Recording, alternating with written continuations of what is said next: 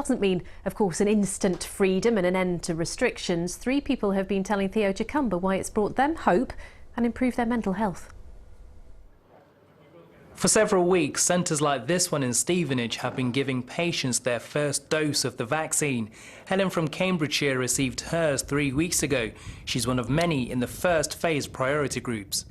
I think it's very encouraging. I feel very fortunate to have already had one. I'm still going to be very careful and not go wild or anything, be very cautious. But it's tremendous progress, it really has, and I think it's given people a lot of confidence. Elsewhere, Paul from Peterborough has been shielding with his family for almost a year. As he has Crohn's disease, he's been encouraged to stay at home. Getting out the house with the first dose gave him a glimpse of life again.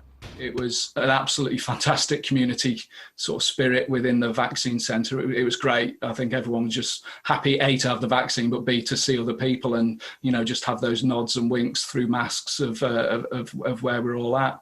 But it was great. It was great and a big relief now. So I've had to be pretty careful over the last 12 months in what I do and don't do.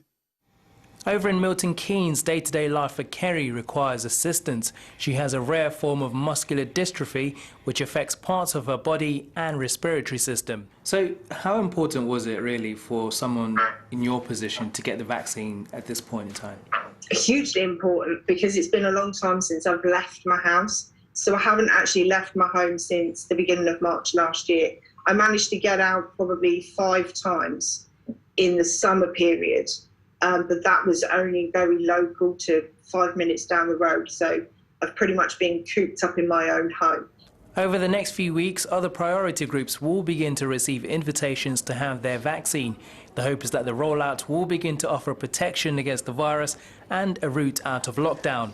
Theo Chicumba, BBC Leek East.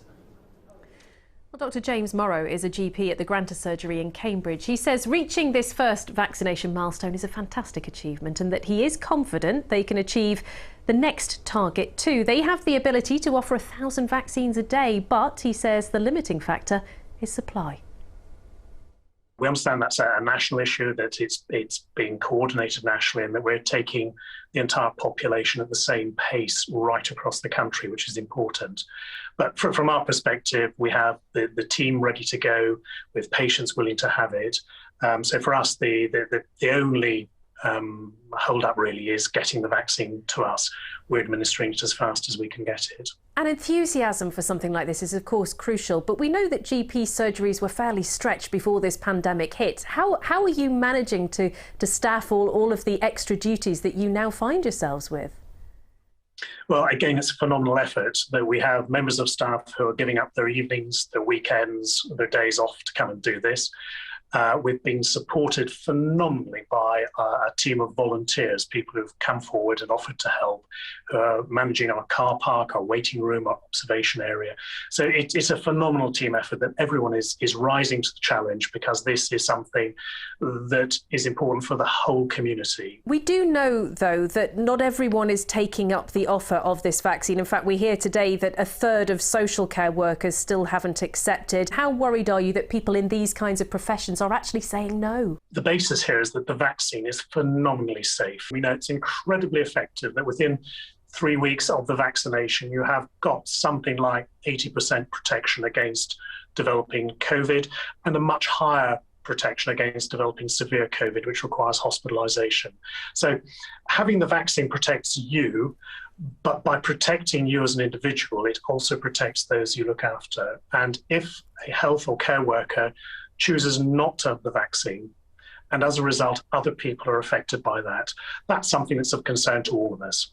Is this pandemic both the most terrifying and exhilarating thing that you have worked through?